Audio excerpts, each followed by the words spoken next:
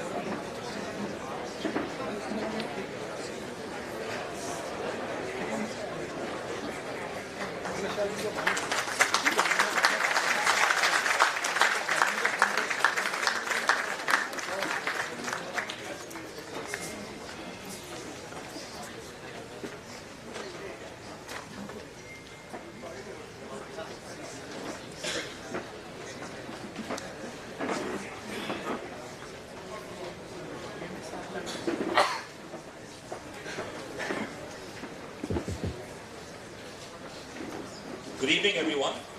Welcome to this All India Professional Congress Interactive with Dr. Shashi Tharoor. It's great to see a full house on a Saturday evening. Thank you so much for joining us. So the last time we had Dr. Tharoor with us was in April, and it's been about 9 months since then. The world has changed in many ways, and of course the political landscape of this country has definitely had a dramatic change. We'll hear Dr. Tharoor on that in the next few minutes. But before that, let me introduce myself. My name is Vivin Matthew. I'm the president of the AIPC Thane chapter. And for those of you who are coming here for the first time, I see a lot of familiar faces, so thank you for joining us again. But for those of you who are here for the first time, the AIPC is a platform to connect professionals to politics. So if you feel that you can contribute towards politics in any way, if you want to contribute towards policy, towards trying to build the India of your dreams, the AIPC is a great platform to join us. So I'd urge all of you, if you aren't already a fellow of the AIPC, go to profcongress.com and you can join there and become a fellow. So like I was saying, about 9 months ago, Dr. Tharoor was on an AIPC platform. At that time, things were very, very different. We had a little bit of cautious optimism about the prospects of the Congress party. But I think with what's happened in the last 1 week, we're seeing a massive change in the confidence and momentum that the Congress party is taking going into the next year. So it'll be great to hear Dr. Tharoor on that. Also to draw an analogy with cricket, because both of these gentlemen are cricket aficionados. For the first time, India has won an away series, the first test of an away series. The last time, India had lost in South Africa, so we were a little bit down. But now I think we're all a little optimistic, and I think that's the parallel that we can draw with the Congress party. So, both these gentlemen don't need much introduction, but I'll run through the motions nonetheless. Dr. Tharoor, like we all know, is a former Union Minister, former Under-Secretary General of the UN, and he's the Member of Parliament from Thiruvananthapuram. I'd like to invite Dr. Shashi Tharoor on stage, please. Dr. Tharoor.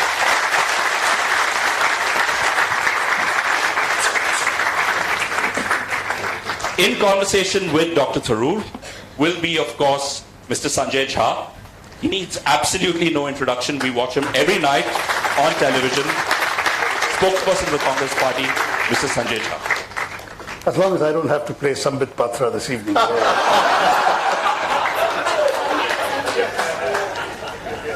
And as long as I don't have to play some Goswami or something. Okay. Yeah. That's a Seems the backup. mics are working, so. Yeah, the mics are working. Ladies and gentlemen, thank you very much for being here this evening. And let me start by actually saying that a lot of folks on the social media from the very popular right wing call me the Shashi Tharoor of Ghatkopar. And I guess it's got to do with my predilection for using very abstruse words like Farrago Or abstruse. or Salma Gandhi. Oh. Now I've got him thinking. Now that's something, right? So that, I guess, in the Bombay, kind of hierarchy of things, they say Sanjay Jha from Kolaba. So that's like, I used to be Shashi Tharoor from Churchgate. Really? Absolutely. Grew up bang opposite the SO sign on, if you know Churchgate, heading towards the bandstand. So there used to be, there is, I'm sure, the building in the corner, and right on top was an SO neon sign. And directly opposite is a building called Kasturi Building. I lived on the fourth floor for 10 years. Okay. So here we are. I think... So I have some Mumbai claims. Okay, so we are going to make this as fast and furious as possible so that you all can ask your questions. Are you excited? But fast but not furious. Unless we want to be furious at other people, not at each other. All right. Now, one question which, I'm sure a lot of people here want to ask you, but I definitely do, is just how do you do it? How do I do what? And this is, All right, clarification needed. I think every time most of us brush our teeth, we have written 3 pages of a book. Seriously, Shashi, if you look at it, I have read your last 3 books.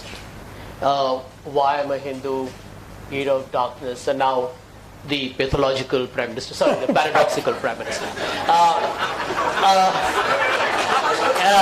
Too much of TV. so this is stand-up comedy without standing up. So my question is, and your books are well researched, unlikely to excite some defamation from your friends, and end of day vastly entertaining. Politics is dry, can get very murky, can get ugly, but you give it such an entertaining kind of read, but it's remarkable because your wit, your charm, your humor comes across in the books, and you're very candid, by the way. How do you do that? 3 books in the course of the last 2.5 years is incredible. How do you do that? Well, I think the short answer was given by an American humorist called A.J. Liebling, now sadly forgotten, in the 1940s, who said, I write faster than anybody who writes better, and I write better than anybody who writes faster. That's my motto as well. But no, the other thing is I honestly feel that, those who claim they can't find time, you need to find time if you've lost it in the first place. If you're trying to use every second you've got, then you don't really have to go around trying to find the time. You just make the time. And I've tried to do that all my life. I'm sure it's taken a toll somewhere, but the fact is that I've actually got a lot of, what was that phrase of that lousy imperialist Kipling, who actually wrote some good stuff, one has to admit. I've got 60 seconds worth for every minute run, or words to that effect. But I can tell you that, you said you got to find the time, but I know this is, by the way, his 5th engagement of the evening. Okay? His 5th engagement of the evening. Quite remarkable. And so, say for example, when you write, do you dictate sometimes to somebody who takes it down, or you get into the computer and do it yourself? Yeah, so most of the time I just compose directly on the computer myself. I remember years ago I would actually handwrite and get a secretary to type it up. But my handwriting was so lousy that I would waste more time correcting the typing mistakes that were the result. And then there'd be corrections to be made on the typing of the corrections because it was so bad. Then in the end I realized I would save time if I typed myself. And I literally taught myself 2-finger typing on an old manual. And that's how I typed my 660-page PhD thesis, was like that. And having done all of that, I realized, look, this is the right way to go because you can also compose directly on it. And then came computers. And that was I remember my first computer was an Apple clone from 1980 when I went to Singapore. And from then onwards, I haven't looked back. The only loss would be for any future archivists who wanted to see my laborious scrawls and corrections thereon in some university library in some forgotten campus. So they would miss out because all there is the corrected text, because obviously what one does is one writes and then one goes back and what's one's written and one corrects on the screen, which makes for easier and cleaner and less messier completion. The other thing is that there are moments when you don't have a computer handy. So I have written paragraphs by resting a page against the steering wheel of a car. Those paragraphs have survived in the Great Indian Novel. I have done bits on a laptop and on a mobile phone on a moving aircraft when the thought come to me.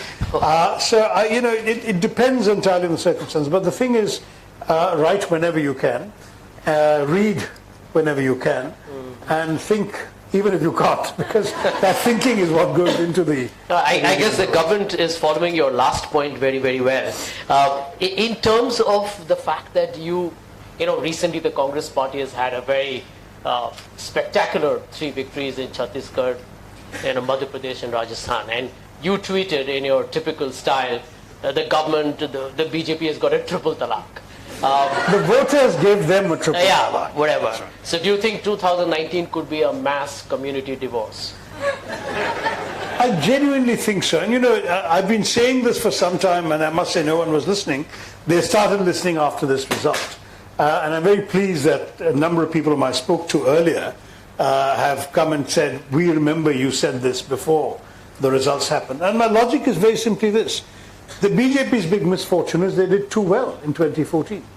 They did too well in the sense that they reached a level in a number of states that would have been politically and mathematically impossible to attain again in 2019, even absent the level of disillusionment one sees in the country. But that disillusionment is there as well.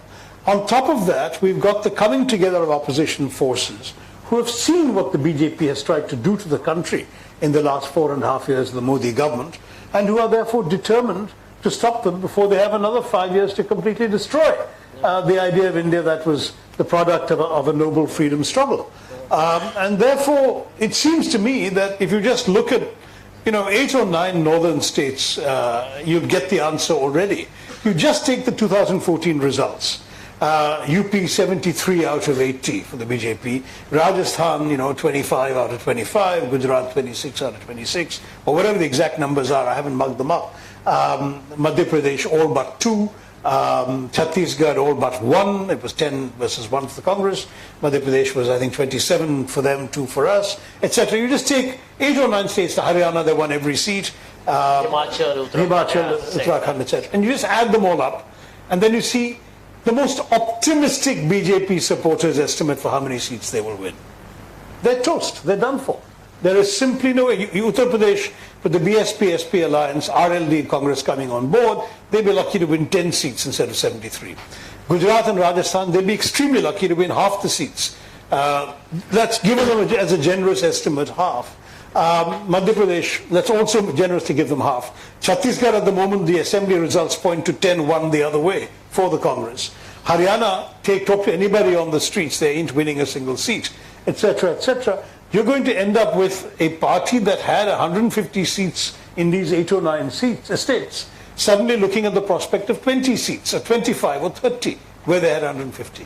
Where are they going to make up these seats? Okay, they think they're going to make it up in Bengal, Orissa, South, Northeast. But let me be the devil's advocate here. I mean, there are people, analysts, or call them whatever you like, who tend to believe that, when it comes to the national elections, there is still going to be some degree of deviation that favors the BJP ultimately. That will Narendra Modi, with his, hyperbole, his rhetoric, his flamboyant speech making, will he still be able to kind of convert the borderline? Is that still a risk? No, I want to concede that he's probably the finest orator in Hindi this country's politics have seen.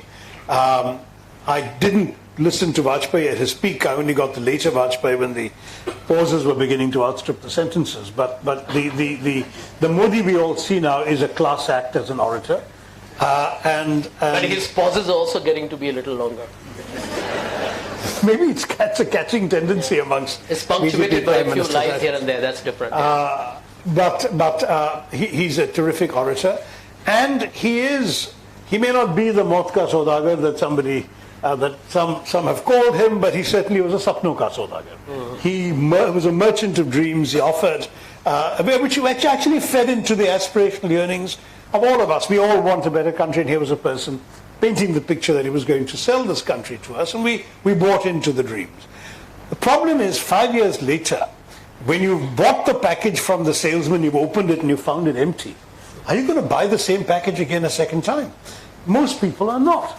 I think he can make just as compelling speeches, but get a very different result. We've already seen this in the last few elections. Somebody actually has done on social media a series of tables showing the attendance at his rallies in some constituencies in Madhya Pradesh, in Chhattisgarh. And no, he's got audiences. But then look at the vote results. The candidate he spoke for, the BJP candidate, has lost massively in a bulk of the constituencies where he held his rallies. So I think the fact is the appeal is diminishing. And the entire point we have to realize is that with Mr. Modi, you're looking at somebody who genuinely perhaps believes his own press releases. Like, he really has managed to convince himself that he's all that he's cracked himself up to be. But the problem is other people don't have to see him through his own eyes. They're going to see, yes, we heard about this. We heard the 15 lakhs in our bank account, and then we were told it was a jumla. We heard the 2 crore jobs he's going to create, but we don't know anybody who's got a job from this government.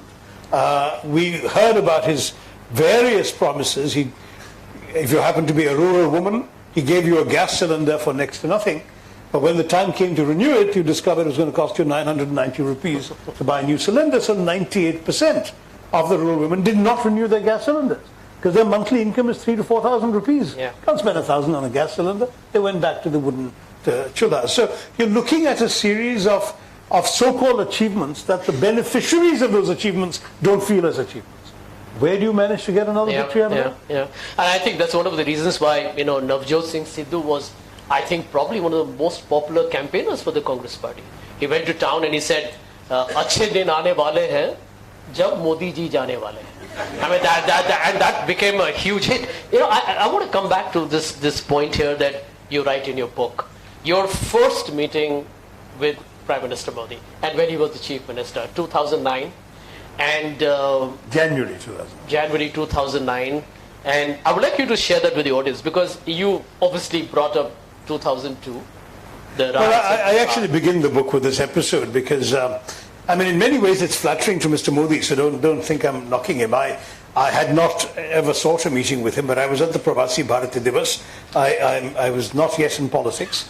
Come from New York, I was asked to chair a session, address a session of the Pravasi Bharati Divas, and a ministerial friend, somebody who was in the UPA government, invited me to lunch. There was a sort of big jamboree lunch with all the delegates, and then there were small lunches in private rooms behind the stage, and the minister invited me. So I went, and I was a bit late, so the other guests were already there because my session ran over.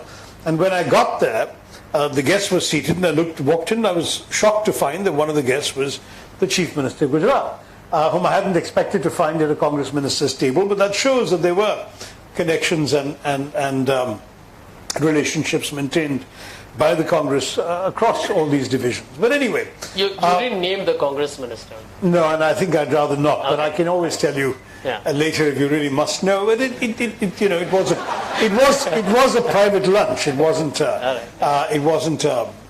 public occasion. Right. That's why I didn't name him. But what I can say is that I was pleasantly surprised that Mr. Modi seemed to recognize me, seemed to know who I was. Was friendly. I was also civil, and so we sat down. And then, because I can't leave well enough alone, I decided I would question him on the elephant in the room. So I asked him about 2002, and he gave what you might consider the predictable answers, that he'd done all he could. He called in the army, all of that stuff. Then I said, but I hear that now the result of all this is deep alienation of the Muslim population, that you basically created a ghetto in Ahmedabad where the Muslims live. They don't live anywhere else, and nobody else. You told him that. I said, this is what I've read about in the newspapers. And he said they prefer it that way. He said they prefer it. Yeah. And then when I pushed him on this, he said, let me tell you a story. He said, there was you're saying I did nothing for Muslims. There was a commission that came to see me from Delhi. I surmised this was the Sachar Commission. He never used the word. He said, they all came to me and they said to me, we hear you've done nothing for Muslims in Gujarat. So he said, I told them, write this down. He said, he's a great storyteller. So they all took out their notepads and their pens. And I told them, I have done nothing for Muslims in Gujarat. So they all started writing in their notebooks, I've done nothing for Muslims in Gujarat. Then I said to them, write this also. I have done nothing for Hindus in Gujarat. I have only worked for Gujaratis. I was impressed by that story because I thought, here is a message that that perhaps we haven't heard about Narendra Modi. And here was an audience of just 5 people. He didn't need to go to this great length to impress the stranger, but he did, and that made me feel that there was something more to this person than perhaps I had been allowed to understand from media coverage. 5 years later, when he was campaigning for the elections, I was indeed struck, some would say taken in, by some of his very inclusive rhetoric. I mean, Sabka Saath, Sabka Vikas. When he said, the government has no business to be in business. When he said, "Bahut shukriya," Bagair chini ka hai na? I'm already too sweet. I think he needs it for his throat. Yeah. Already too sweet, believe me. Okay. All of that stuff, and I thought here is somebody who's saying many of the right things, and I remembered this earlier conversation about neither working for Hindus nor for Muslims, but seeing only people. I mean, seeing only Gujaratis in that case, and now only Indians, and I thought that would be a refreshing change. So I wrote an article asking the question, is there a Narendra Modi 2.0? Is he moving away from the politics of identity, which has marred the BJP all these years, into a politics of performance? Now, in the same article, I went on to say it is too early to tell. Let's judge him by what he does. But people lost sight of that, and they only saw the question, and they sort of went to town attacking me for having sold out to the BJP, which honestly, anyone who knew my views over the years would not have said. But in any case, I took that in stride. Within 6 months, however, we had seen one incident after another, which unfortunately belied this. And in December 2014, I published a book called India Shastra. India Shastra subtitle was Reflections on the Nation in Our Time, which was really a compilation of essays written over the preceding 7-8 years, but in which I had an essay, an introduction, written reviewing the 6 months of Narendra Modi that had happened to that date. And I said, here's a contradiction. You got this guy saying all these very liberal things, but he clearly rests for support on the most illiberal elements in Indian society. The very people who in those first 6 months were already raising their ugly heads and everything from Ghar Wapasi to Love Jihad to cow vigilantism and cow protection. God knows what else that was going on in those months, but I mentioned them and I said, and they were already beginning to rewrite history and reinvent science. Modi ji himself had talked about Ganesha's head being proof of plastic surgery in ancient India. The Pushpak Vimans had soared into outer space from the Vedic age. All of this was happening already by then. So I said, the great contradiction of Modi is that here is a man who says all these very liberal things, but depends on the most illiberal elements in India for his political survival. And in the seeds of this, in this contradiction, lie the seeds of his future failure. That's what I wrote and published in December 2014. So when I wrote this book 4 years later, I decided to begin with the words, "I told you so." And then I quote this paragraph, and then I point out this is the first paradox in a man who's full of paradox. And I'll tell you why. But Sachi, I want to ask you a hard, tough question here. I mean, do you, in retrospect, believe that you are very charitable in your assessment of Narendra Modi? Because even in 2009, his legendary statements, "Hum paanch, hamare pachis," to treat, to ghettoize the minorities in Ahmedabad is fairly well established and beyond doubt. Yeah, he remains a very controversial accused in the Zakia Jafri case, even as we talk. We don't know where it's going to go in the Supreme Court. So there are certain sensitivities there. So my question to you will be, it's interesting because Mr. Modi told you that I called the army in 2002, and you have a lieutenant general who was in fact in charge of... That's now. That's now. Who actually says that, he was waiting for a day where the rioting was on, and had he been called earlier, they could have saved more lives. Saved more lives. Absolutely. And since you've been also in the foreign affairs part, there's a very interesting one that you bring up in your book. I thought that was fascinating. And I would love you to share that with the audience. The issue of the Dubai port one, where the Dubai ports actually go and buy out another company called P&O, and they need to actually get the agreements changed to incorporate the change in title. All the other ports in India help them, excepting Gujarat. And when Shashi Tharoor speaks to Narendra Modi, you would love to know what Narendra Modi had to tell. No, I can't quote the actual words because my lawyers won't let me. They were that shocking. But what happened was I'd gone to the UAE as Minister of State for External Affairs. One of my missions was to encourage investment in India. In fact, the minister I was meeting was the Minister of Foreign Trade, and she introduced me, amongst others, to the chairman of Dubai Ports World, who raised this issue that they were trying to convert their contracts, and every other state they had no problem. Gujarat was a problem. So emboldened by that earlier encounter, must have been October or November 2009, and I had met Modi in January 2009, I called the Chief Minister of Gujarat from Dubai, and I said, look, there seems to be a problem, let's solve it. We're trying to encourage investment in India from the UAE. Why don't we settle this seemingly trivial issues? There's some bureaucratic delay. And he was uncompromising in his response. As I said, I'm not allowed to use his actual words, but it was a shocking response that explained why he would not agree to this change. And when I expressed my surprise that he was taking such a stand, his answer was, oh, you want them to invest in Gujarat? Ask them to come into the interior of my state. I'll give them land, I'll give them 24/7 electricity, running water, good roads, but I will not give them a port, he said, because if we give ports to blank blank, then we'll have Islamist terrorists running around the state within a short while. And this message, I had to obviously sugarcoat in giving it to our host country. Didn't sugarcoat it back in Delhi, but unfortunately that was the stand that he took. And so all the more reason why it's impressive that he swallowed his own prejudice and has actually gone out of his way to cultivate a good relationship. That's exactly what it's getting now. I mean, it establishes the paradox that you talk about, because he's now been wooing the UAE. He wants cheaper Iran oil, and he's been all over the Middle East. So, I mean, in the first year he didn't go, and I was Congress spokesman at the time, and I challenged him for that. I said, why is it that he's gone to, at that point, 23 countries, and he's not visited a single Islamic country? And then within the second year, he must have gone to 4 or 5 Islamic countries, and thereafter he's in fact been back to the UAE twice. He's been to Saudi Arabia, he's been to Palestine, he's had meetings with a number of other Iranian leaders, I mean, as you said, Muslim leaders, including Iran. So there is a paradox there. It's also partially a reminder that the job of Prime Minister is Prime Minister of India, not of the BJP. And that also, I think, brings with it certain responsibilities and certain international other commitments. But I will say that as far as this book is concerned, there are just so many paradoxes that come out. This is one of them. There's everything like the most eloquent orator in India is mysteriously silent when a Dalit commits suicide in the university. How Dalits are flogged in Rajasthan. The YouTube video goes up. A 15-year-old Muslim boy bringing clothes home for Eid is stabbed on a train and flung.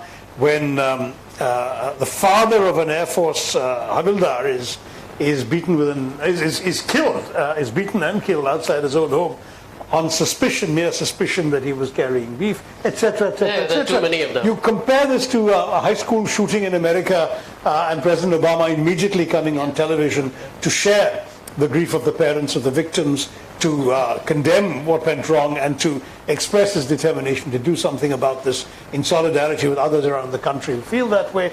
And you see the role, the moral leadership that the head of a government is supposed to bring, and we see nothing like that from Narendra Modi. It's very strange. In fact, when Jayant Sinha garlanded those people in Jharkhand who were accused in the lynching violence, killings, to be more direct, I mean, no comment from the Prime Minister. So. No, and this sort of decisive leadership that he claims. We've seen a lot of things being said by people on his council of ministers. And can you imagine in any other government, a minister says this country consists of 2 kinds of people, Ramzadeh and Haramzadeh, and she's still a minister after that? Yeah. But in this government, that's what's been happening. It works, yeah. You talked about some of the Hum Panch Hamare Pachis and other sides remarks. I did point out, even in 2014, that if you must insult our then Vice President, on the grounds of his being a princeling. Why must you say Sahibzada? Or Shahzada? Why can't you say Rajkumar? I mean, after all, he's a good Hindu chauvinist. He may as well use good Hindi terms, right? But he says Shahzada because he wants to convey this. Give it a complexion. He gives it a he wants to convey this sort of Islamist tint to everything. Yeah. When Giriraj Singh says that those who disagree with our Prime Minister should go to Pakistan, I'm moved to ask him, as I've done so publicly, if you want to send your enemies far away, why not suggest Canada? Why Pakistan? Because again, the whole implication is if you're against Modi, you're a Muslim or a Muslim lover. This kind of talk. Now, this kind of open, naked bigotry has to be curbed. This is not India. This is not what our country is about. Our public discourse has been cheapened by this sort of bigotry. And I'm glad you gave me an occasion to point it out. No, I wanted to ask you this question because, you bring it up in your book. And, because Professor Ashish Nandi had his moments with Narendra Modi before he became Prime Minister. In the earliest interviews, and you have quoted that, because this has been debated quite a lot, he described him as a classic clinical case of a fascist. That was Professor Nandi's understanding of Narendra Modi at a very, very early stage. You obviously have, kind of argued both sides of the coin, which I think is dispassionate assessment.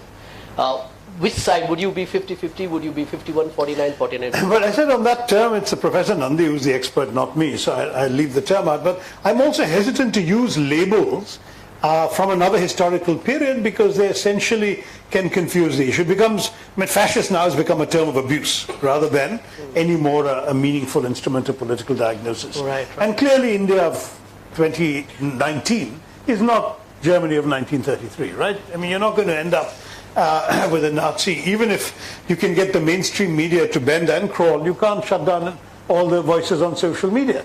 You can't shut down, it seems to me, the various expressions of dissent on which this country has continued to thrive, even while Modi has been in power. But fear is a big issue. But intimidation, fear, and so on has happened. And we've seen this with the media, where you've seen all it often takes is a phone call to an owner. Yeah.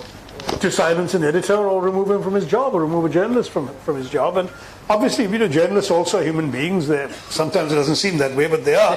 And they have wives and children to support and educate and look after. And they can't just afford to sacrifice their job security just to expose the wrongdoings of somebody who happens to be in power.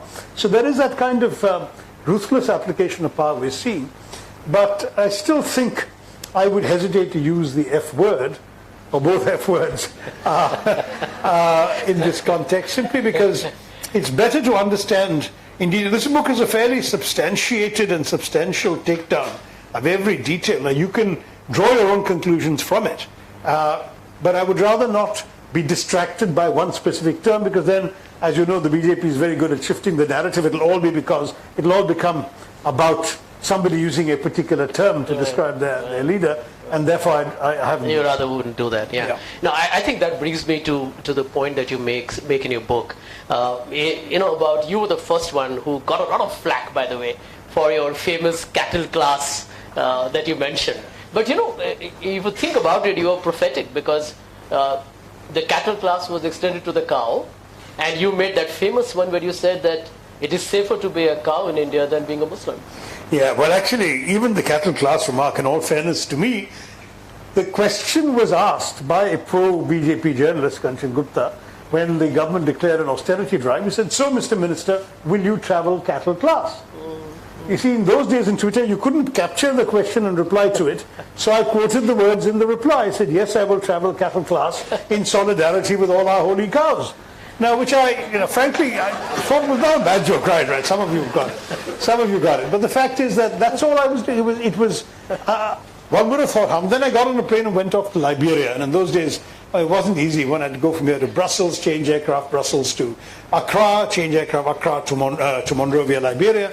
And so for 23 hours, I was incommunicado. And by the time I land in Liberia and the honorary consul is having a reception for me, I get news that the dung has hit the fan back in India, and that our own Congress colleagues are calling for my resignation and so on, as if I'd done. I was totally mystified, because, of course, cattle class is a phrase that's been used for 3 decades in America. Look at Wikipedia, they say it was invented more than 30 years ago. And I'd heard it all the time. The guy who asked the question used it, so I assumed he'd heard it all the time. And therefore, I wrongly assumed that everyone in India knew the phrase all the time. But they didn't, because it was not an expression here. Also, cattle class actually refers not to the passengers, but to the airlines. It disparages the airlines for herding us in like cattle into their coach or economy sections. But there's no explaining all that till it blew in the face, because basically, by the time the thing had been translated into Hindi and Gujarati and Malayalam and God knows what else, I was this snooty elitist. I was being lambasted the length and breadth of the country. And I have to say that I'm still sort of lamenting this. In many ways, I know that clarifications never reach as many people as the original misrepresentation does. I was reminded, in fact, when I was reflecting ruefully on all this, of Shakespeare's great line from, God knows, 400 years ago, that the success of a jest, he wrote, lies not in the tongue of the teller, but in the ear of the hearer. And that's so true in politics. It doesn't matter what you thought you were saying or what you intended to say. All that matters is what people believe they heard. And if people believe they heard the wrong thing, then you're doomed. And I'm sure it still cost me votes and still cost me goodwill, even though it was just a harmless joke with a phrase that I didn't think had this incendiary power. Yeah, well, which brings me to one point I've been wanting to ask you. This is a rather personal one.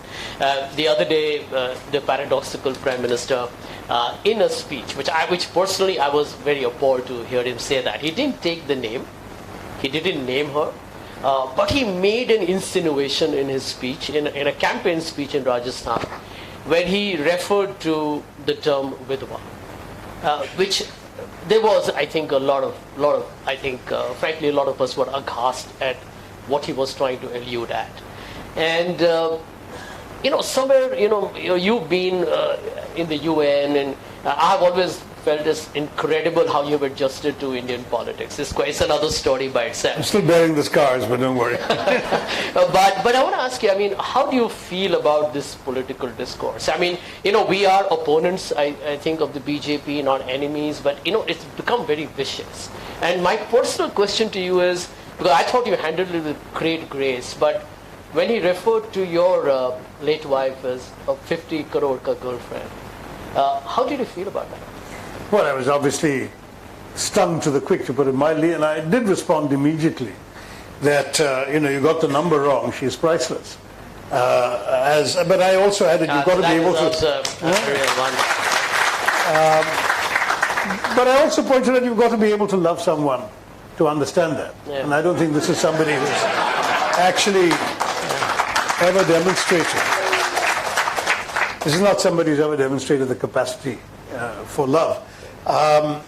Maybe other qualities, but not that. Having said that, you're right. The reference to Vidwa was truly horrifying, because we all know that, sadly, in our society, the mistreatment and abuse of widows is still fresh in our civilizational memory, and it's been a long struggle to respect and treasure and value the sacrifices made by many who are widows, and how they have then gone on often to bring up children's support homes, etc., despite all the social opprobrium and disabilities that come in our society. And for him to use that as a term of political abuse actually went beyond just the individual he was targeting. I thought an entire group of people had every right to be hurt and offended by that term. But, had a congressman done that, you can be sure that for the next 2 days, there would have been cries, there would have been suits filed against him in every little court in the country by BJP officials.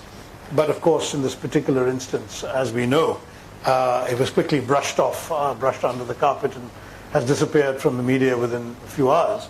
But it still doesn't make it any more acceptable that it was said. Yeah. And, one of the aspects of your book that you have, I think, articulated is how, despite, trying to appear to be, very Catholic and very universal in his approach, he has, played the Hindutva card to the hilt. Clearly the BJP seems to be intensifying that effort, which goes back to your previous book, Why I'm a Hindu. You ultimately have ended up championing this debate on Hindutva is not Hinduism. How do you see this playing out? Because, end of day, I think one has to bite the bullet on it.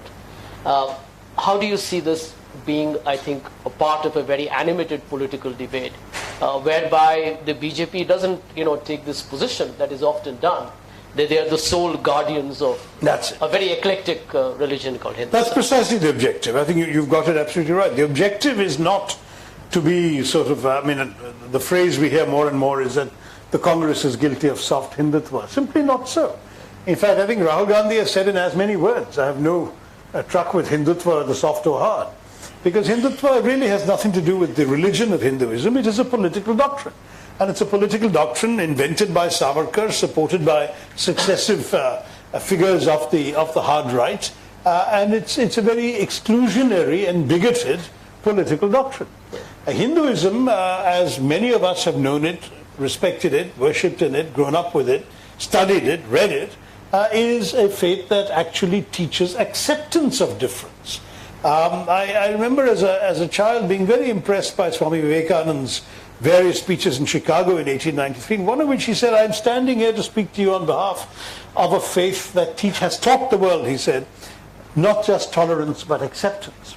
And that stuck with me from my teenage years, simply because, like most of us, we went to a school and learned that tolerance was supposed to be a virtue, right? That a tolerant king is a good king because he suffers other people who believe other things than he does, etc. But when you think about what Vivekananda was saying, he's right, because tolerance is actually a rather patronizing virtue. Tolerance essentially says, I have the truth, you are in error, but I will magnanimously indulge you in the right to be wrong. That's all that tolerance does. Whereas acceptance, which is what Vivekananda was preaching, says, I believe I have the truth, you believe you have the truth, I will respect your truth, please respect my truth. And to my mind, this was a very, very good basis for Hinduism to, first of all, accept multiple forms of worship within itself. I mean, there were big differences between Vaishnavites and Shaivites and various others with different Ishtadevtas who could choose who they wanted to worship. But equally important, it seemed to me, it's a wonderful recipe for a multi-religious society. The basis, in many ways, for Indian secularism was not the Western dictionary idea that of distancing from religion or abandonment of religion. It was actually a very Indian idea of accepting a profusion of religions, where everyone was able to practice their own faith and everyone accepted everyone else. So that whereas, say, French secularism means you cannot wear a turban or a cross around your neck or a crucifix or a Jewish yarmulke or whatever, or any overt sign of your religion to a government office or a government school, whether you're a student there, a teacher there, you just can't. In India, you can and do wear all of the above, and it's all accepted by everyone else.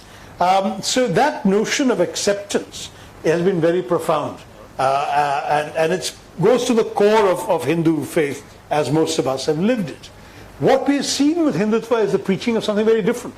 Don't accept, reject, demonize, categorize, exclude, push aside. That's actually profoundly anti-Hindu as an idea. It's anti-everything that Vivekananda taught, it's anti-everything that Hinduism has preached for millennia. And that, it presumes that doctrine, that exclusionary and un-Hindu doctrine, claims to speak for Hindus and Hindu interests, is shocking. And we have allowed ourselves to cede that entire space to them because we say we are secular. If they reduce the debate to one between so-called true Hindus and godless secularists, the true Hindus will win every time because the country is largely full of true Hindus, 80% of the population. So it's important to point out, hey, wait a minute, these guys aren't true Hindus. What's more, we are, by saying we're secular, all we're saying is we're genuine Hindus who wish to embrace others as well. Just as we expect them to embrace us.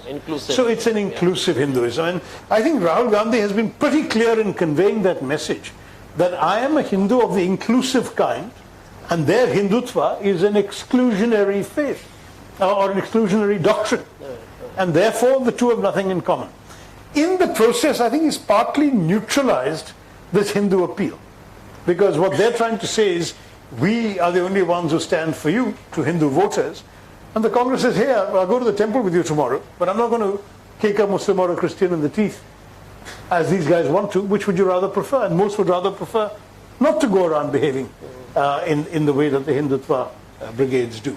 So I genuinely think that this approach is going to help push the acolytes of Hindutva back into the minority where they've always belonged and keep them there and allow us, having neutralized that argument, to focus on issues of economics, of performance, of whether Achhe Din have really come or not. I think that is a very, very important, shall we say, debate, and I do. So you are advocating that one ought to stick to this line going forward, because you don't want the BJP to hijack and actually mislead the people of India that they are the custodians of the religion. That's right. Yeah, and by the way, Rahulji has also said very clearly, I'll go to a temple, but I'll also happily go to a mosque, a gurdwara, a synagogue, a church, whoever invites me, because it's part of us showing respect for the faith of our own fellow citizens. I am in a constituency where I routinely, I don't have any Sikhs, not too many Sikhs around, so there are no gurdwaras, but otherwise I go to all the other places of worship, and I do it quite often and quite, I was going to say religiously, but that would be the wrong meaning.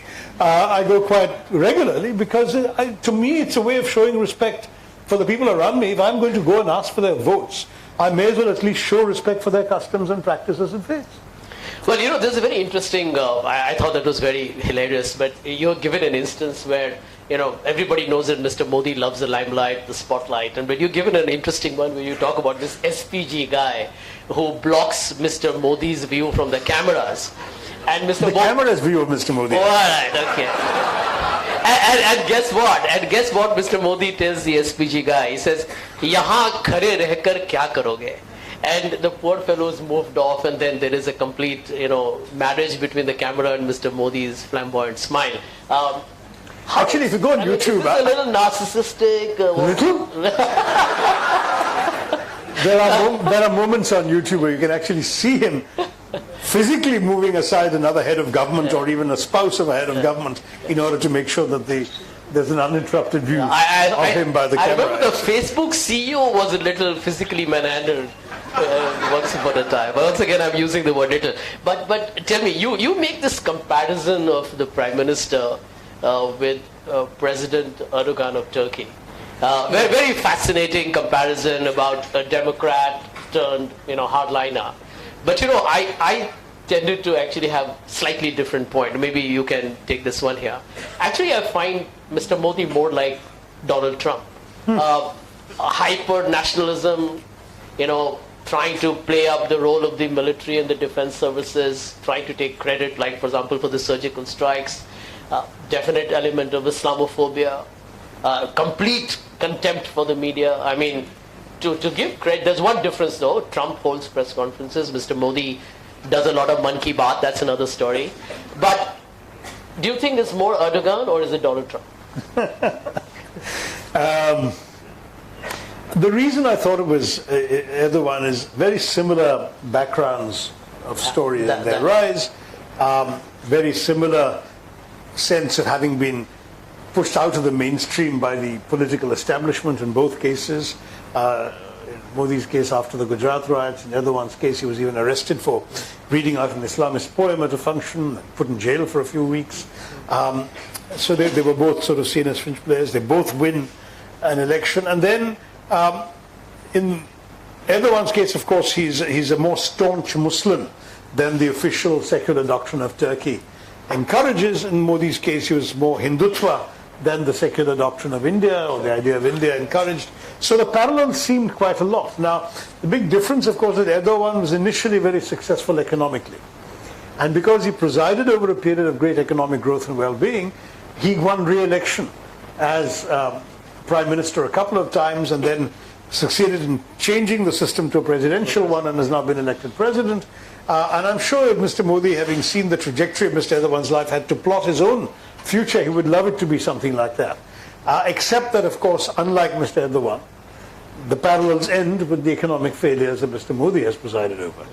And the fact that he took the disastrous demonetization decision, which has essentially hit our GDP by 1.5%, that he's presided over a slowdown of the economy, the jobs haven't grown, etc., has meant that he doesn't have a record of economic accomplishment to buttress all the other sort of the militarism, the bigotry, the the Hindutva, etc. And therefore, I think he's facing a real tough challenge in being re-elected even once, whereas Erdogan has been re-elected 3 times. On Trump, the main difference is, of course, that it's a presidential system, whereas ours is still a parliamentary system. And I keep pointing this out to people who ask Mr. Modi versus whom, because it's not Mr. Modi versus whom. It's actually a choice between the candidate in your constituency who can represent you best and who also owes allegiance to a party that, if it has the numbers, will form the government or participate in the formation of the government. That is the big difference. We have allowed this larger-than-life sort of hero on the white stallion to fool us into thinking we're actually voting for individuals. We are actually voting for MPs of parties who will together form a government. And I think that fundamental difference would be obscured if you were to draw a parallel purely with Mr. Trump. Also, Mrs. Trump lives in the White House.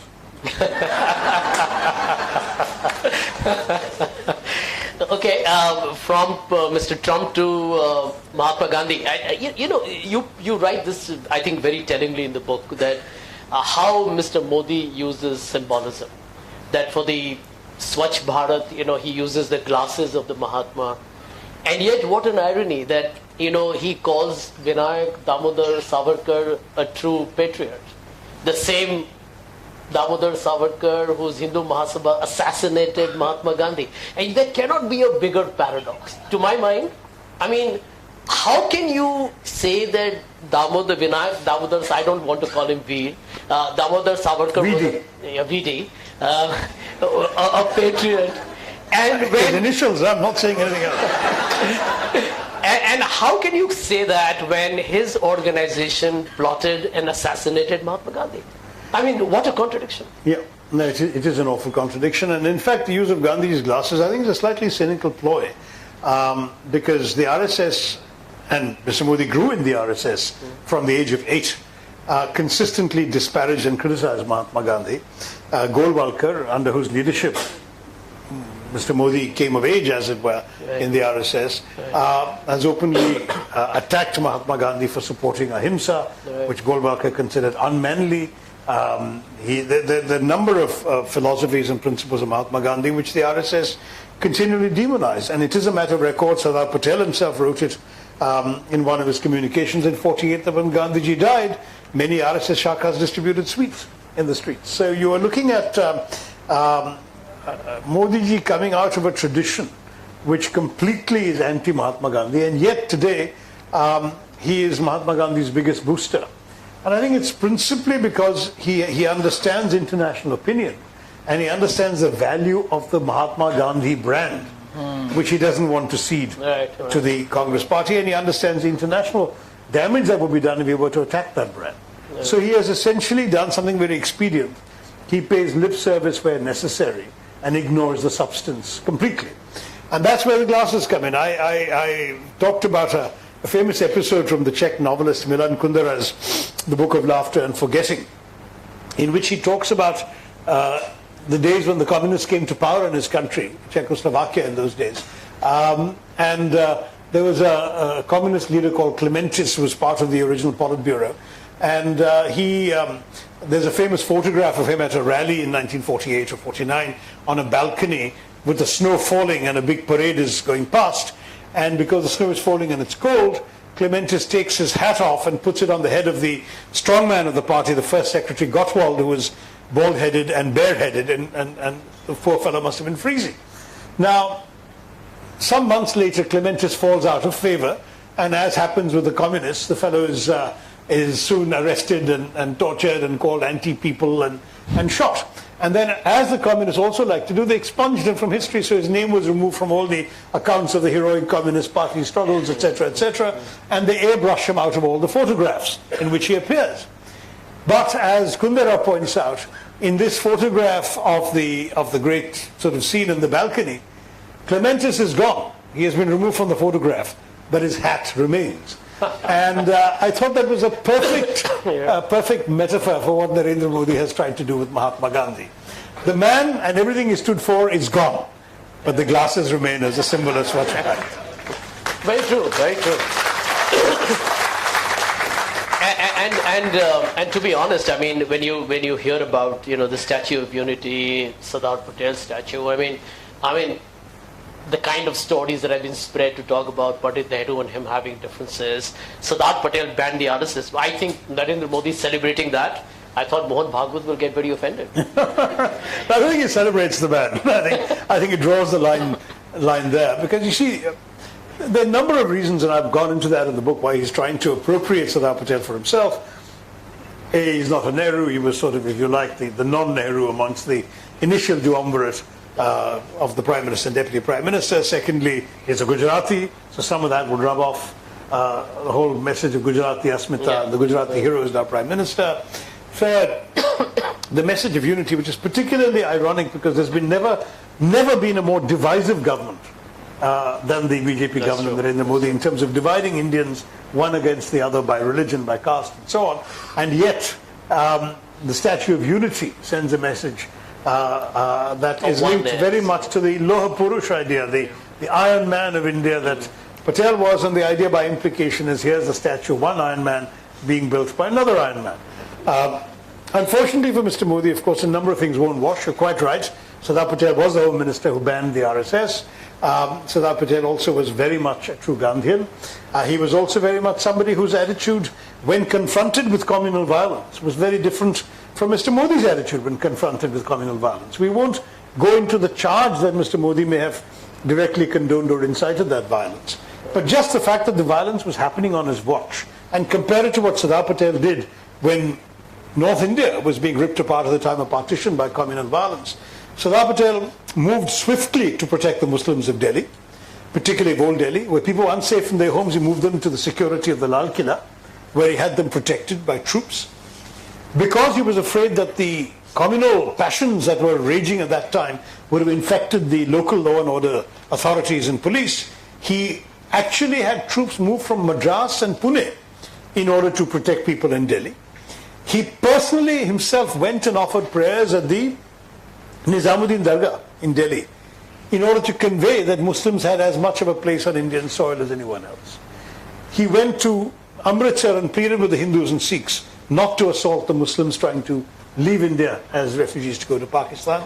All of these things for which there is no equivalent, even in Mr. Narendra Modi's and his friendly biographers' accounts of what he did in 2002.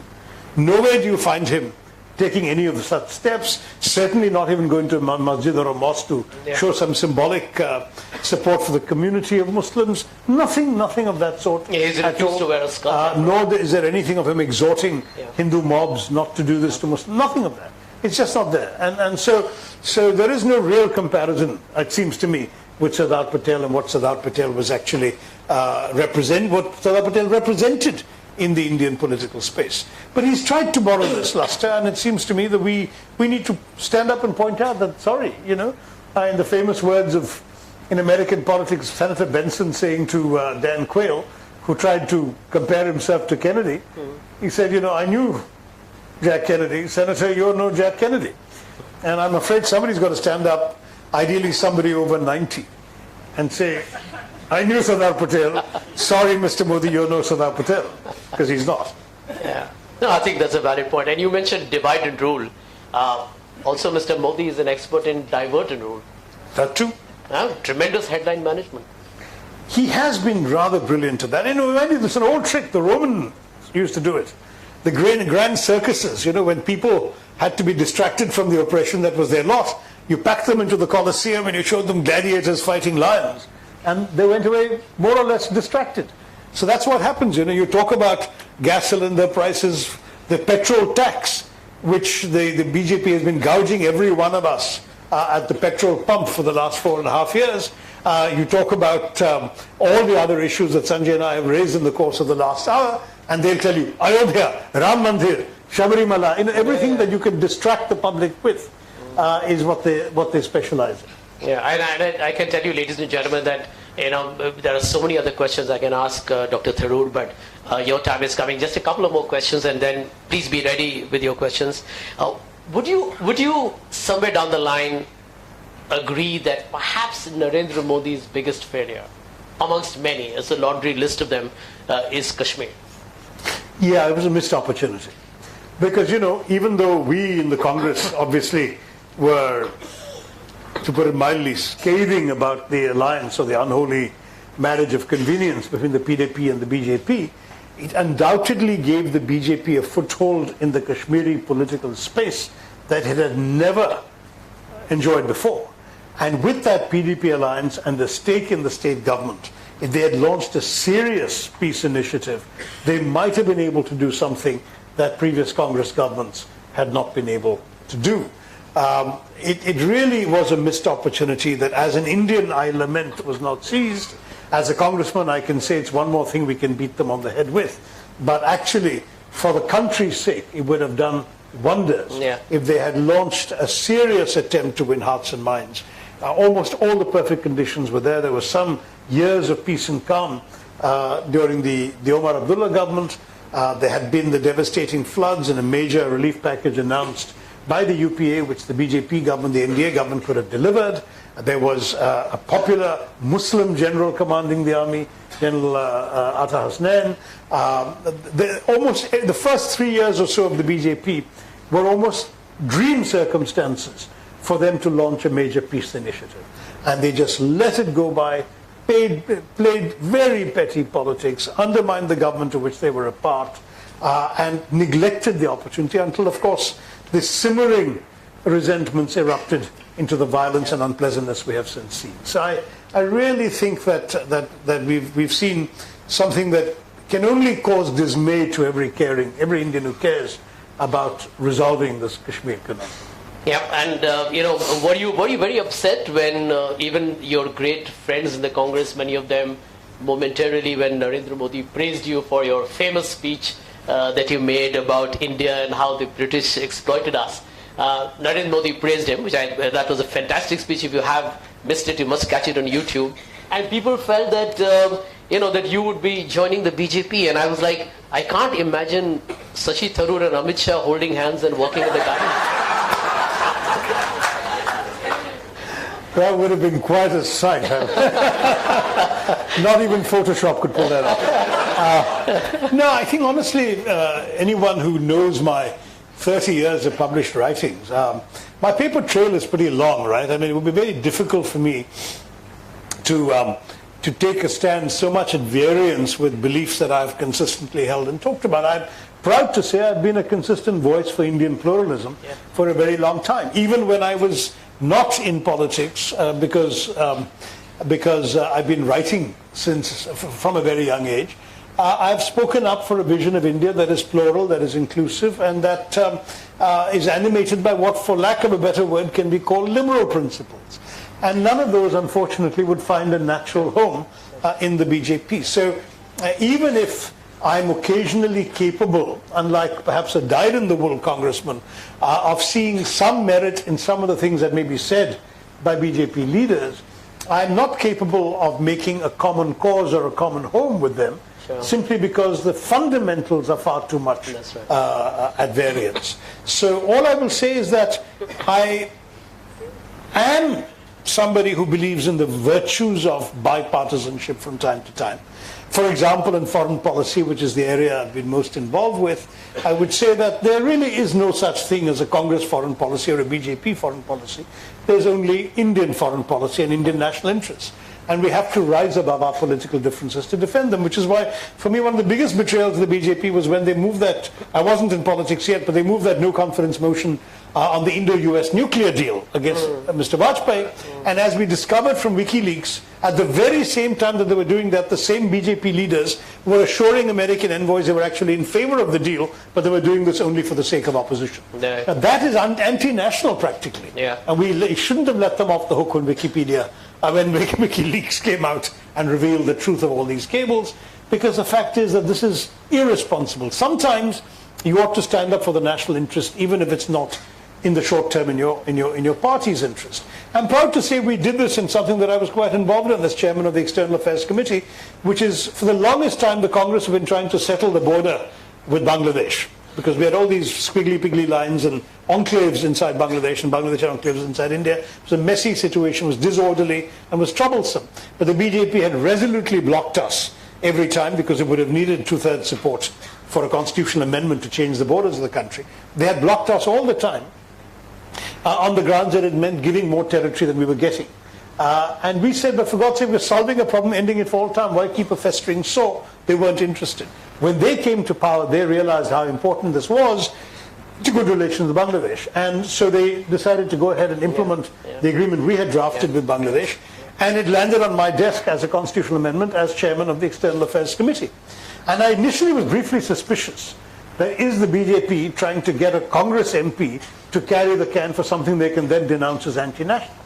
But in fact, they were serious about the relationship with Bangladesh.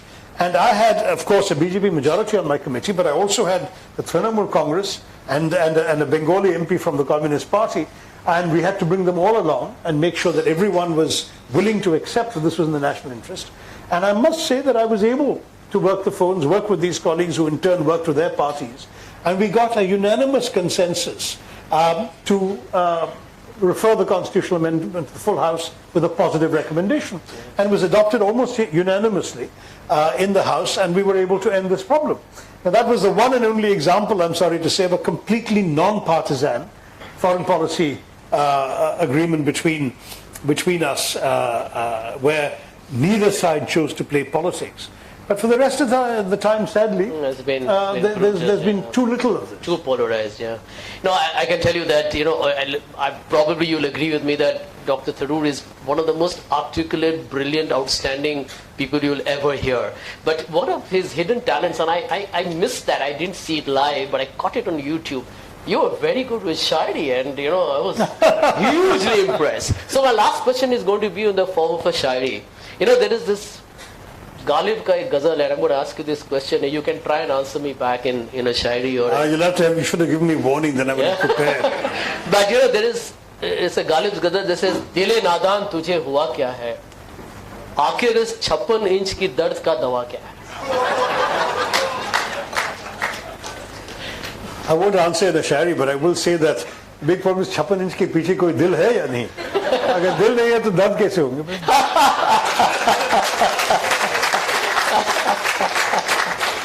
That's a good one.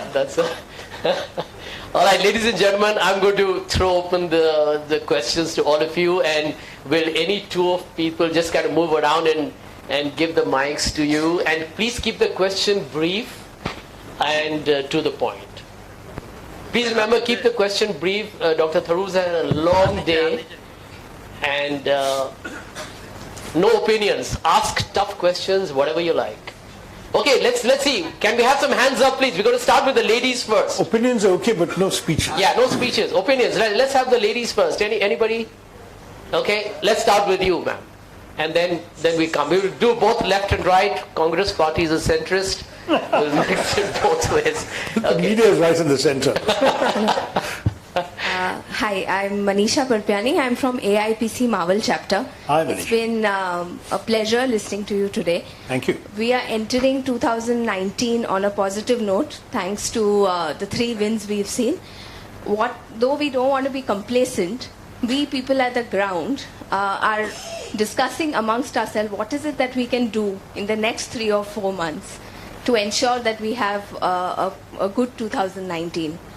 Right. What are your suggestions, recommendations? So basically, what should the Congress party do to win 2019? Well, I think the answer is actually pretty clear. One is obviously we have to work very strongly at the grassroots. The time to activate ourselves at the sort of booth level, the people who actually go and knock on doors and have contact with voters is already upon us. And we are doing it, I hope, but we should be intensifying it over the next few months. The second is we've already embarked upon an intensive process of manifesto consultations.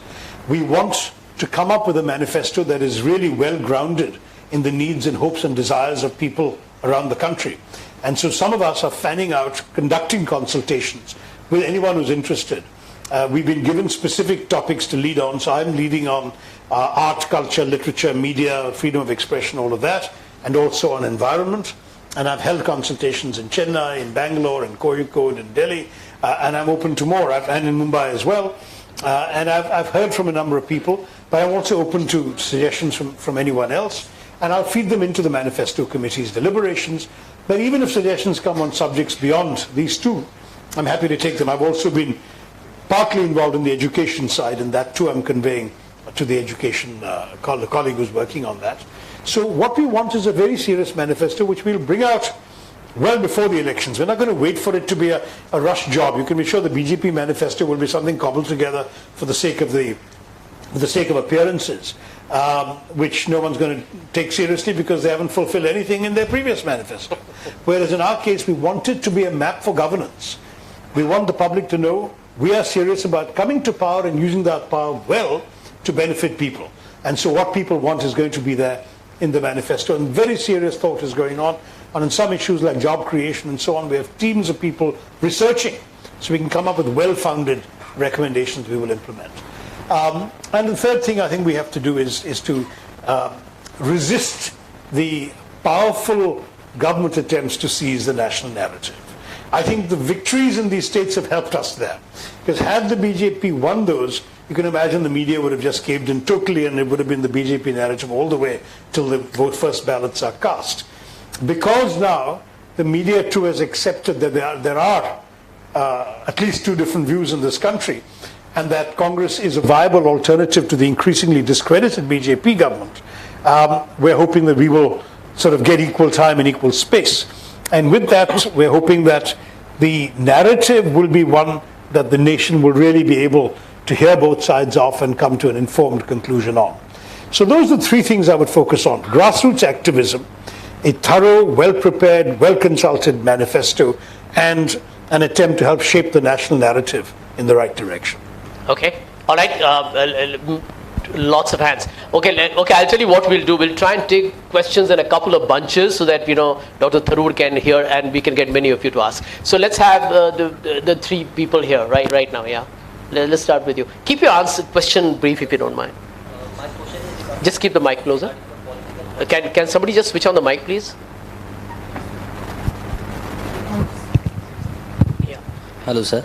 My question is regarding the political funding. Political funding. In the Finance Bill 2017, when it was passed without any discussion, and the electoral bond which has came, the corporate entities are funding the political parties without having any, like that. We don't know who they are donating to them. Right. It's anonymous. It's anonymous. Yeah. So what if Congress party comes to power in 2019? Are they going to reform the political funding in this country or not? Okay, so one is on political funding. Let's take the question from behind you. I'll give a quick answer while they're passing the mic, which is that I agree with you. It was shameful. They passed the bill in the din during a disruption of the House, partly by their own allies. No one was able to hear what they were doing, let alone discuss it. It's an utter disgrace. Arguably, it should be considered unconstitutional to have passed the bill in that fashion. I do not know what the final conclusion of the manifesto would be, but certainly if you ask my personal view, I believe we should pledge to absolutely cancel that. But they only think in the short term. They don't think about the long-term damage to the country. They want to win the next election by hook or by crook. And this is one of the ways in which the hook is being inserted so the crookery can go on. The electoral bonds as well as the foreign funding is purely to launder the ill-gotten gains of the BJP. And Dr. Tharoor, 95% of the funds through electoral bonds have gone to the BJP. Yeah. I mean, it can't be more ridiculously lopsided than that. Your question, sir? Yeah, I'm Pramod from Mumbai. See, first thing, it was pleasure listening to Shashi Tharoor ji and your witty comments. We are really impressed once again. Congratulations to each congressman for the 3-state victory. But when I go into detail of the victory, I have seen there is a lot of connect between the state Congress president with the masses over there. And why I am pointing out towards this, the biggest heartland of Hindi heartland is UP and Bihar. And somehow this kind of connect with the state president or the national president of the masses, or downtrodden, or OBC, whatever we call them, the really chunk of people who vote for the parties to come in power is still not with Congress. It's either with Samajwadi Party or with Bahujan Samaj Party or with RJD or with what other party that Nitish ji is leading. And this is happening since last 25-30 years. In those two states, yes. In those two states. Right. We could revive in Rajasthan, Chhattisgarh, MP, basically because of this, because I have seen the way Mr. Bhupesh Baghel was toiling in Chhattisgarh, the way Kamal Nath ji did in whole of MP, the way Sachin ji So, did so it. what would be your question to Dr. Tharoor? No, question is that what Congress is doing to revive that core of the Hindi heartland, Okay. to get connected with Congress Okay. and vote for Congress. So I would say that the Hindi heartland as a whole, of course, is more than just UP and Bihar. But as far as UP and Bihar are concerned, you're right. I think you're right that in both cases we are not the principal opposition to the BJP, whereas in the three states that just came out from the Hindi heartland, Madhya Pradesh, Rajasthan, Chhattisgarh, we were the alternative. In these other states, there are other alternatives also. And if you look at the results of the last couple of years, in UP, for example, Mayawati ji got 20% in the last Lok Sabha election, Samajwadi got 22%, we got about 12%. So there is no question that there is a difference in the political strength we are facing in those places. My answer to you is there is a long-term answer and a short-term answer. The short-term answer is let us be realistic and work within our limitations, because the principal objective now is to stop the BJP. And if that means we have to sink some of our pride and work with parties that may be more popular than us for the moment, we should do so in order to create an effective coalition and not divide the anti-BJP vote. That would be my personal view. In the long term, however, I agree with your implicit argument that we need to restore that connect across the state of UP, across the state of Bihar, and not only rely on allies, because, of course, we have a long history in those states. We had the chief ministership of UP as recently as 95. It's only now, less than a generation that we have been out of power there.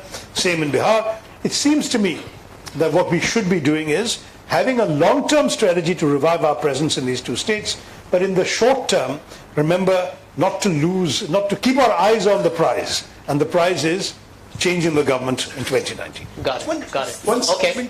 Just so there are too So many many questions to take. Shall we from this side? Can we? Okay, we'll come to you from this side. Okay. The color red just stands out. Go ahead. Good evening, Dr. Tharoor. The last time I heard you was in April somewhere at Stephen. So the thing is, like, as candid as you are always, there's one thing that I've always noticed about the Congress party, that somehow, like, you speak the same truth that you speak now, but the Congress always finds its victory only through electoral forms. And that approach, that decency, that old school politics is now getting lazy, because somehow when you look at the onslaught that the opposition makes at you through all means, the Congress always finds the older traditional means to fight the battle, and it takes longer than usual. So do you somehow think that reform needs to happen, at least with the IT cell coming into place, at least with the cadre base increasing with the Congress? Or It's happening. It's happening, and I take your point, but Thank you. the Congress was a bit slow on social media. I know, because I was the only congressman on Twitter, for example, for a couple of years.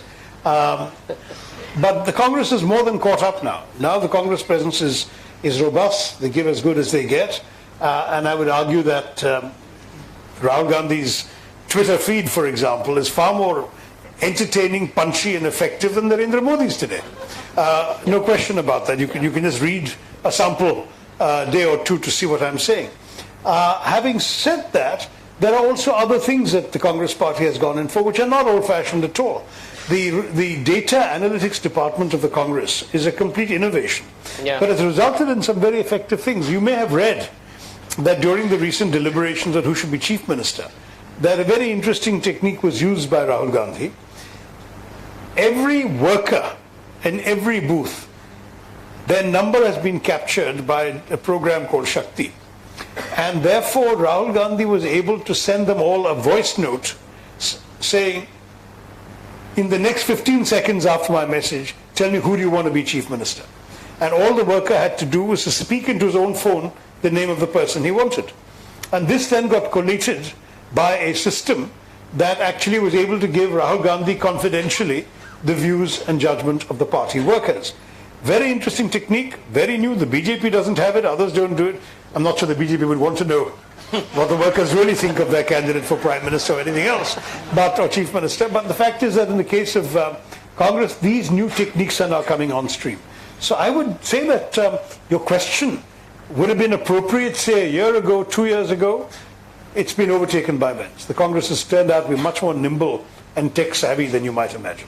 If I just add one point, the risk that we face actually is how the BJP brazenly manufactures fake news.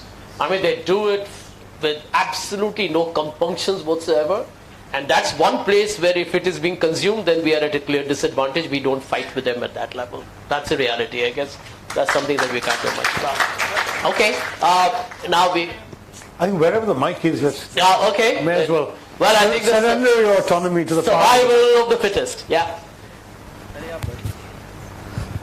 Hello. Okay, if you've got a functioning mic, you may as well speak. Sir, you just said about the fake news. So, sir, my question to you is not just as a politician, but as an author of a book called Why I Am Hindu. What thought came in your mind when you come to know that Hanumanji belongs to a particular caste? You know, I think the caste system is, frankly, to my mind, not something essential to Hinduism. It's certainly been part of Hindu social practice, but has nothing to do with the theology, the doctrines, the philosophies that I have read. And indeed, I've never forgotten in reading about Adi Shankara, the man who did more than anyone else to revive Hinduism 1,000 years ago. There's a famous episode when he walked all the way from Kerala to Kashmir and from Assam to Gujarat and everywhere else, and he's walking in Benares with his followers when a Dalit, a Chandala as they were called in those years, coming in the opposite direction. And his followers sort of rather brusquely order the man off the road, saying, "Make way for the great sage." But the Dalit doesn't move, he doesn't budge. He stands his ground and says to Adi Shankara, what is it you want me to move, my body or my soul? And he says, "Why should I move for you? Is not the Atman within me the same as the Atman within you?" And Adi Shankara is so impressed by this distillation of wisdom, of Advaita Vedanta, that he flings himself at the feet of the Dalit and says, "You are my Guru." Now that is, to my mind, what Hindu thought is all about. Now, for such a faith to in fact go the wrong way and ossify caste is, to my mind, shameful and regrettable. And I'm glad that many, many of our greatest minds, reformers, have spoken out against caste and the practice of caste. But now to take this man-made folly and ascribe it to gods is really a new low, or a new high, depending on which way you look at your gods. I think it's disgraceful, and the people who actually start putting caste labels on their gods don't deserve, in my mind, any touch of divinity. No, absolutely. Yeah, your mic's working? Yeah. Yes, Go ahead. Go ahead, shoot. Good evening, Dr. Shashi Tharoor. I am Prem Kumar Kotaria from Rajkot. Hi. And I recently did an RTI. Is it true Indian National Congress did nothing in last 60 years? And Ministry of Information and Broadcasting says I don't have information. They deliberately forwarded RTI to Ministry of Parliament, and the answer is they also don't have information. You know, it's a miracle you got an answer, because 88% of the posts of information commissioners in the country are vacant since this government hasn't bothered to fill any of them. Yeah. But anyway, go on. Sir, now what should we do? What we should do is elect a government that will fill the positions of information commissioners, and then you'll get a proper answer. No, but jokes apart, really, I mean, this is mischievous on the part of Mr. Modi. And to say that nothing has been done, I mean, you know, it's almost demeaning to answer that claim, because there's just so much evidence to the contrary right across the board. Just look at where the British left us in 1947. We'd had 47 years in the 20th century of 0.01% growth. We had 90% of our people living below the poverty line. We had 17% literacy. We had a life expectancy of 27. I can go on figure after figure and take you from there to where we are today. Didn't happen because Congress did nothing. Stupid, you know, really. Not an idea to be taken. Yeah, I think it's an obtuse debate altogether. Yeah. Let's hear you, Mr. Hello, Mr. Tharoor. I think your voice is really good. It's registered. You offering me a job on your radio station, or? I've been a fan of your writing. I've been a fan of your voice. It turns me on. An intellectual dimension. An intellectual dimension, to be clear. I think the evening's warming up. My question, Shashi Tharoor, is, Mr. Shashi Tharoor, is, after choosing Kamal Nath as the CM of Madhya Pradesh, and after the allegation that he has been involved in 1984 riots, do you think Congress has lost the moral ground on calling out Modi on 2002 Godhra incident? And do you think Congress has lost the moral ground to question BJP on identity politics? No, first of all, let me make it very clear. As far as the BJP defense about Mr. Modi is that he's not been convicted by a court of anything. That remains true of the people against whom fingers are being pointed. No court has convicted them of anything. Those Congress people who have been convicted have paid their punishment, and the Congress party has apologized. Secondly, Mr. Kamal Nath was not in any position of authority. He was not the Chief Minister of Delhi. He was not a minister in the central government. He was a young congressman. There are accounts that have been published that show that his only role was after the riot started at Gurudwara Rakabganj, that he showed up and restrained the crowd and asked them not to attack people. Now, maybe there are other versions, I don't know, but certainly you and I are not the people to judge. Let an independent court judge. So far, no independent court has found any evidence on which to frame charges against him or convict him. So this habit we have in our country of convicting people for crimes that they may or may not have ever thought of even committing is, I think, wrong. Let us give Mr. Kamal Nath the same benefit of the doubt that the BJP wants us to give Mr. Modi or anybody else, until such time as the preponderance of evidence is shown to establish something else. You know, our culture of hasty rushes to judgment ought to be deplored as well. So no, I don't think that you can disqualify a human being on the basis of unsubstantiated and unproven allegations. Okay. My question is, how much time will it take the Republic to recover from the damages done to our democratic institutions by the present government? Well, initially I thought you were speaking about a particular television channel, which has done a lot of damage, including to me, and I'm suing them for damages. So your question was... No, I think, frankly, we will recover because what damage has been done by this government, if it's restricted to this one term, will actually turn to the better because it would have been a close shave for the country.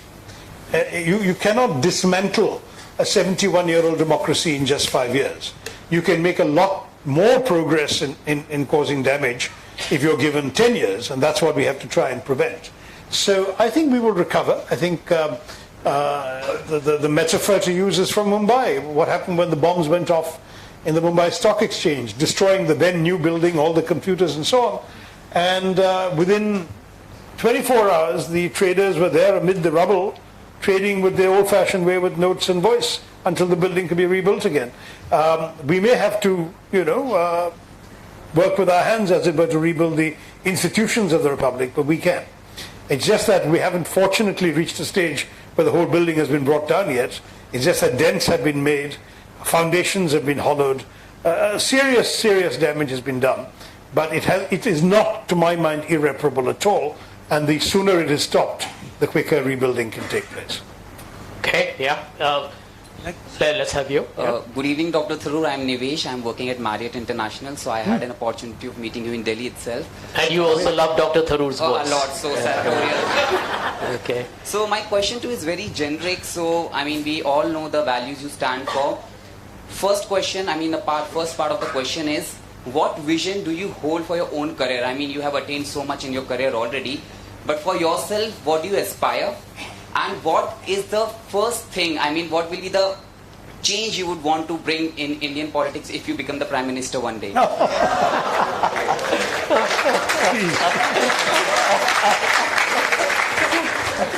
No, honestly, our system doesn't work that way, so that second question, I'm afraid, is not in the realms of the possible. But, it may surprise you because it flies in the face of all management theory and so on. I've actually never known at any stage of my career what I was going to be doing 2 years down the road and where I was going to be doing it. I have lived by the philosophy that whatever I'm doing now, I will do as well as I possibly can, to as great effect as I possibly can, make as much of a difference as I possibly can, and let tomorrow take care of itself. Now that is not what the planners and the career coaches, and I know he himself is a Dale Carnegie coach, and so that's probably not what he says. But for me, that's what's worked. It may not work for everybody, but I have too much of a respect for the unpredictable elements of life, which I've actually seen and experienced in my own life. to believe in the illusion that I can plan my future for the next 10 years. All I know is that while I'm doing what I'm doing, I'm going to do it as very well as I possibly can. I'll do it with sincerity. I'll do it with commitment. As my mother keeps saying, I'm burning the candle at both ends, but I'll do that because I believe if something is worth doing, it's worth doing well with 100% commitment. And I'm doing that. If that leads to something else, I'll do that well. And if it doesn't, that's life. You know, the Bhagavad Gita is actually a very good guide. Just fulfill your dharma and don't worry too much about the rewards or the consequences. And that's certainly been something that stood me in good stead when I failed to win the job that I thought my entire working life had been a preparation for, the job of UN Secretary General. I lost that by 2 votes, one of which happened to be a veto, and that was that. And I decided at that point to take refuge in this teaching, that you do what is right at the time that you're doing it. You don't worry about the consequences. If the rewards don't work out as you had hoped, it doesn't mean that it negates the effort you made. The effort was still worth making. And then you go on to the next thing. And that, I think, is in many ways, for me, the only way to live. So I'm sorry I can't give you an answer as to where I see myself in 10 years. All I can say is I hope that whatever I'm doing between now and then, I will have made a difference, and a positive difference, to the lives, the ideas, the thinking, the behavior of people around me. That's the best I can do. Good evening, sir. I can tell you that since I happen to work with him rather closely, I think he's doing an outstanding job of that. I think he deserves a big hand for just the way he does things. Thank you. Okay, we're going to now, just before we'll take a question, all Dr. Tharoor's books are outside, including the Paradoxical PM. Please, after the question answer is over, pick up the book, get it signed by Dr. Tharoor, and you can have your photo op with the man with the greatest voice in India. Good evening, You're making Amitabh Bachchan jealous. Good evening, sir. My name is Vivek Naya. Sir, I'm a student at Mumbai. So Mumbai is the same place where I had the terrorist attacks on 26/11. So after the 26/11 attacks, you had the Chief Minister then, Mr. Vilas Rao Deshmukh, resigning. You had the Union Minister resigning. Similarly, after the Colgate and the 2G, the respective ministers resigned. And now, when you have the present government, after the Pathankot attacks, taking credit for what the NSG and the other security establishments did, and as you said, that you can't dismantle democracy, the one that has run for 70 years, they are hurting it by disrespecting the very institutions like RBI, CBI, and other. The Planning Commission was removed. And there is a feeling amongst, as a Congress supporter, as a citizen, that the opposition has lacked the power to make the government accountable and push them to act on these matters, sir. Well, let me say that initially we did try, but we realized that for a government to ask its own people to resign requires a sense of shame and a sense of accountability. This government is shameless and has no sense of accountability. So when one of their early scandals, which was the scandal involving my good friend, the Foreign Minister, who bypassed her own Foreign Secretary, her own High Commissioner in London, to tell the British High Commissioner in Delhi to give a travel document to a fugitive who was wanted by her own government's finance ministry for money laundering and other extraditable sins. When that was revealed, and the opposition led by the Congress clamored for her resignation, the answer given by a BJP minister, I think it was Mr. Rajnath Singh, was, this is the BJP, not the Congress. We don't resign. Now, they've lived up to that. I mean, for 4 years, this has been their approach. People don't resign. You can catch them doing anything wrong, and no one's going to resign. So that shamelessness is essentially what you're seeing. I mean, that particular episode that I summarized would have been a resigning offense in any other democracy. But here, the government only sees things in terms of their own power. If someone resigns, that means we aren't powerful enough, we are being vulnerable. We will show no vulnerability. And that shamelessness is what's given us the kind of government we've had for the last few years. You can do any wrong, can be exposed, challenged, etc. It won't matter. Then no one's going to be resigning, because that notion of accountability to public opinion or to the public is simply absent. Okay. A quick question. We just take last 2 questions now. Last 2. The young lady with the mic here. And the lady here. Yeah. Okay. Your question that we come to you. Just a quick one. This is about going back to your book for a second. You talked about the 2014 incident about Dubai ports. The conjecture, really, I mean, to a certain extent also, is that Mr. Modi's been portraying this image of, dislike for the minorities and considering his record. But we also know that ports in Gujarat have very strong corporate connections. Now, with the Congress president speaking about the Rafale deal and everything that's been happening, you think he's more of an opportunistic prime minister than a paradoxical prime minister? That, a lot of times the religious bigotry is just a facade, whereas it's more about crony capitalism than anything else. No, it's a very, very intelligent question, a good question that I fully understand and appreciate. In fact, I've often wondered precisely this. In America, you have the opposite phenomenon, right? You've got the Republican right wins the votes of the working class by talking about guns, God, and gays. And having done that, this cultural nationalism, they then use the power they have to push their real agenda, which is the agenda to favor the tiny minority of the super rich, who are the ones who bankroll these people. And so the cultural right wing is actually a mask or a camouflage for the real economic agenda of the BJP. And of the Republican right in America. And I've often wondered whether in the BJP it's the opposite, that they talk development in order to mask their real agenda, which is the promotion of Hindutva, bigotry, Ram statues, all of the Mandir and all of these things.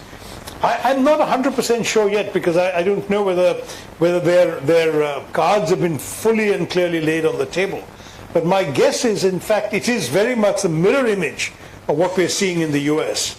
That instead of the cultural agenda actually shielding them from their real economic agenda, here you have an economic development agenda which they're not sincere about, but which actually masks their real agenda of transforming the notion of this country from what it's always been into something quite different. Okay, we'll take your question, ma'am. Yeah. Good evening, Dr. Tharoor. I'm a student of economics and an aspiring civil servant.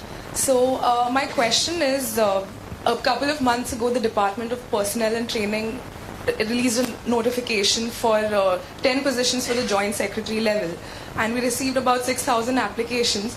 But unfortunately, the DOPT had to re-release a notification because the earlier notification was quite shoddy and vague. So, Doctor, my question is, where is the government's accountability in terms of reformation of the bureaucratic service? I'm afraid there ought to be more accountability than there is. There have been, I'm sorry to say, other similar examples of the last few years, which I've even raised in Parliament, but we've got no joy of. There have been so many frustrated students who have been denied opportunities because of screw-ups within the system. There seems to be no accountability. There have been leaks of exam papers in some places and no retesting. There have been all sorts of flaws.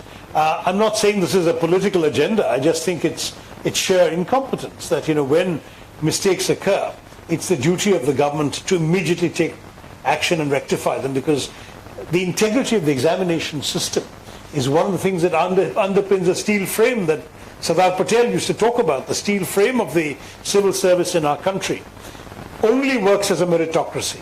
The day it becomes botched up and people who haven't done well in exams are getting in and so on, that day you know that the system has failed to work for the people.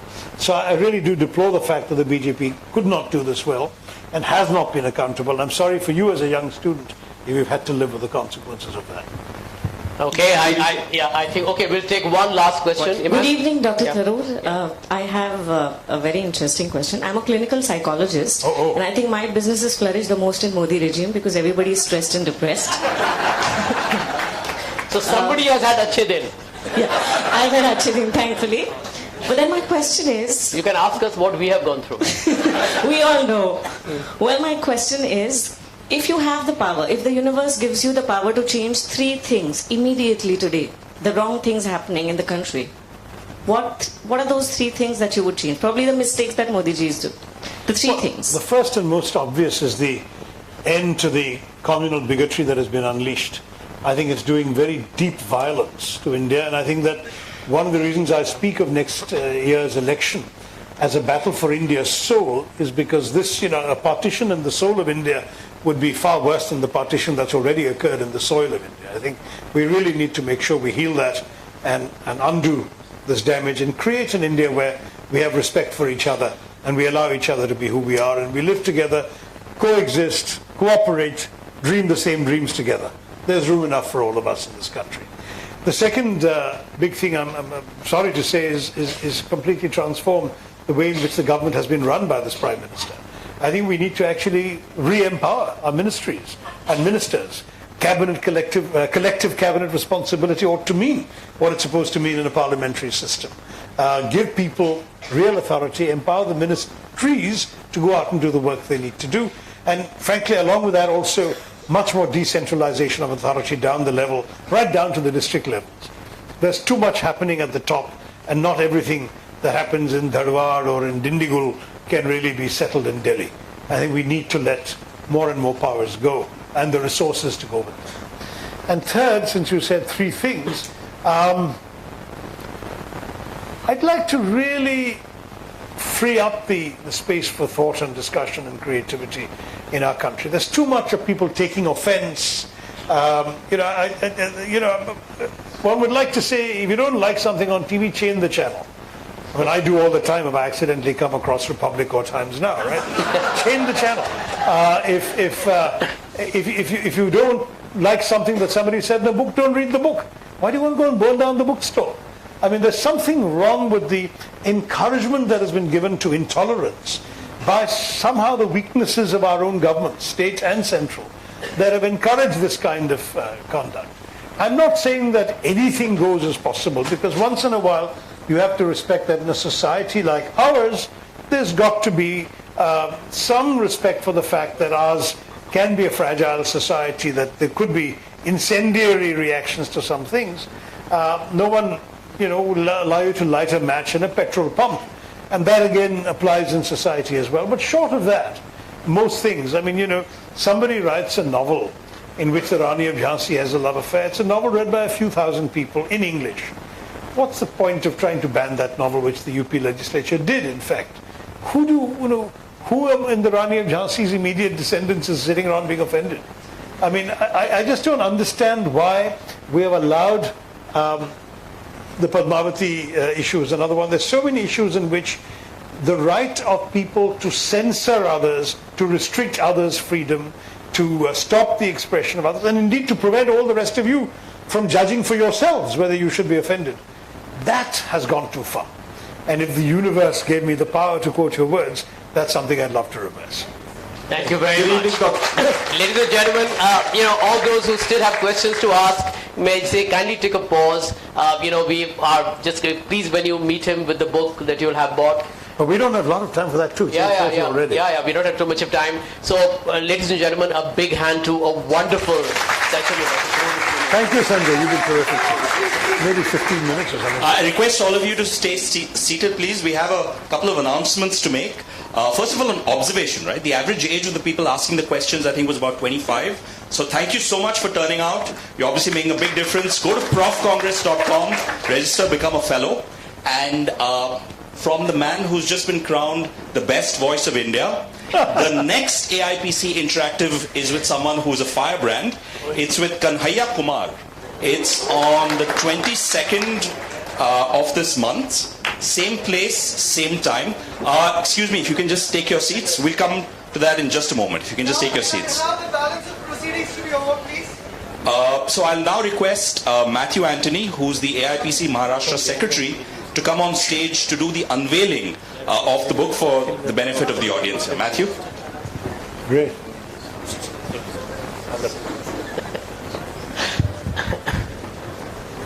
I request everyone to be seated for a few more minutes, so that we have the balance of proceedings completed. So I request Shailesh Gandhi to come to the stage to receive a copy from Dr. Shashi Tharoor. I also request my colleague Sumedh Gekwa to come to the stage, Vice President and Treasurer for Maharashtra. So nice. Please take the seats. Please, Ashish, the books. Thank you. Please. Just let's have this complete. Let's have this completed. Please, for a second. Hold your book. Come back. This